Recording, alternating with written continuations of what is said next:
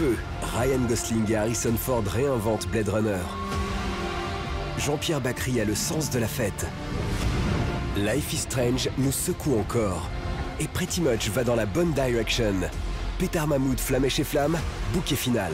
This Buzz is on fire. Quand on voit tout à la suite comme ça fait un effet de ouf.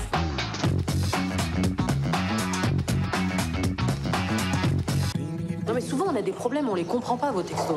Bah, pas du tout, hein, je suis pas... Tenez, regardez si vous voulez. Mais pourquoi il a écrit ça?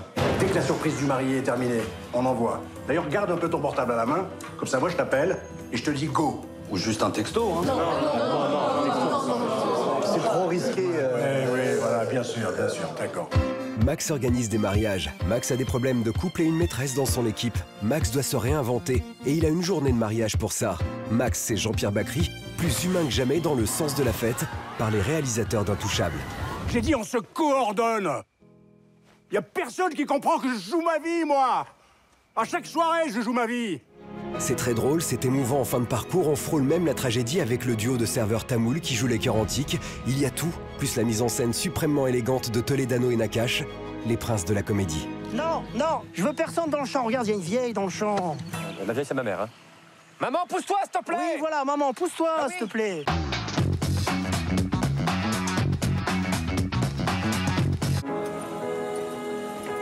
اجازه شوهرتون رو داری؟ شوهر من معتاده توی زندونه 20 ماه به من خرجی نداده. من کنیز نمیخوام ولی از یک خانومم بدم نمیاد. Téhéran Tabou souligne les contradictions de l'Iran à l'aide de la rotoscopie, ce procédé qui consiste à dessiner sur des acteurs filmés sur fond vert. La religion gangrène l'espace public et le sexe est partout, mais caché. Un premier film attachant.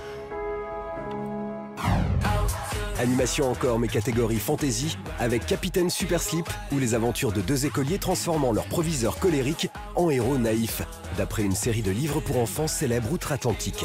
Il faut l'arrêter. Pourquoi? Traverse dans les clous, bouffon! Merci, gentil chauffeur. Ouais, effectivement, il faudrait l'arrêter.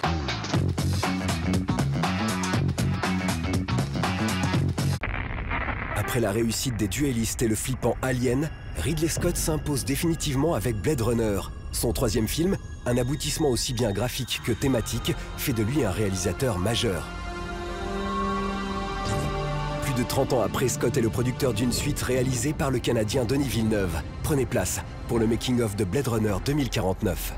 Let's say that we didn't make things more bright, going from 2019 to 2049. From where the last film left off, things got a whole lot worse. The environment is become much more toxic. People are just trying to survive. It feels like humanity is coming to an end. First movie was more inspired by Bad Days in London, where Ridley is coming from. Me, I'm coming from Montreal, so the movie is more inspired by Bad Days in Montreal, where it's like snow and slush and cold. It's 2:45. I missed you, baby sweet. There's no one in the place It was a day. except you and me. It was a day. It's a movie about a new generation of replicants, much more advanced, much more closer and similar to humans. The world is built on a wall that separates kind. Tell either side there's no wall. We've bought ourselves a war. This film is about the search for reality, the search for your own identity. And you can see that in every character. Le mélange de film noir et de SF sorti en 1982 défiait le temps à la manière des classiques du cinéma. Denis Villeneuve étant à l'infini le monument de Ridley Scott. 35 ans plus tard, 2049 inscrit un peu plus Blade Runner dans l'histoire. What's the plan? We don't run.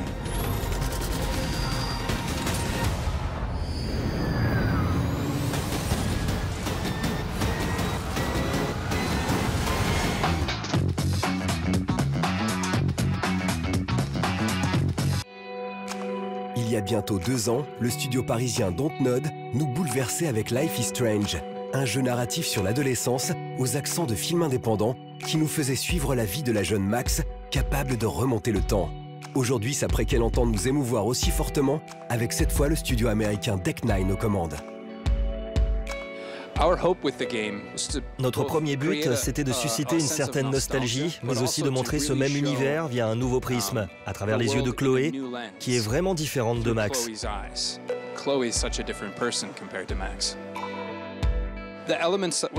Pour moi, les éléments qui ont marqué les joueurs dans le premier Life is Strange n'étaient pas nécessairement les éléments de science-fiction. L'intérêt résidait plutôt dans les personnages. Des êtres humains, par exemple de défauts, crédibles, et qui doivent affronter les problèmes du quotidien de manière réaliste. Il était plus intéressant de nous attarder sur ces aspects en oubliant le côté science-fiction.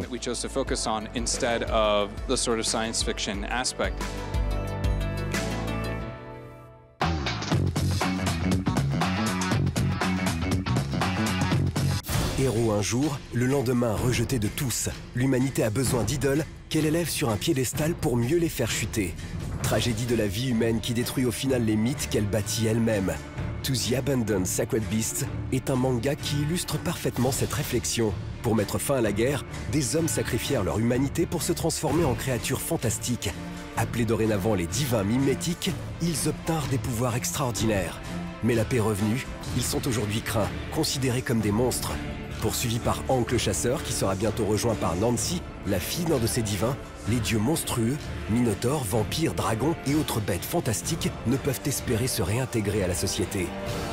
En détournant le bestiaire mythologique et celui des contes et légendes de l'Occident, l'auteur japonais Maybe réinvente le merveilleux avec un récit cruel, violent, magnifique, aux accents de western sauvage.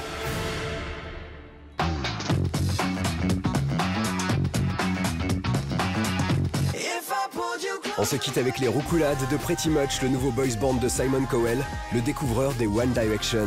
Et comme la nature a horreur du vide, Pretty Much devrait prendre la place laissée vacante par la séparation des One Die. Pas grand chose à se mettre dans les oreilles pour le moment, à l'exception de prestations a cappella sur le net et d'un premier single, Would You Mind, dont vous découvrez le clip en ce moment même.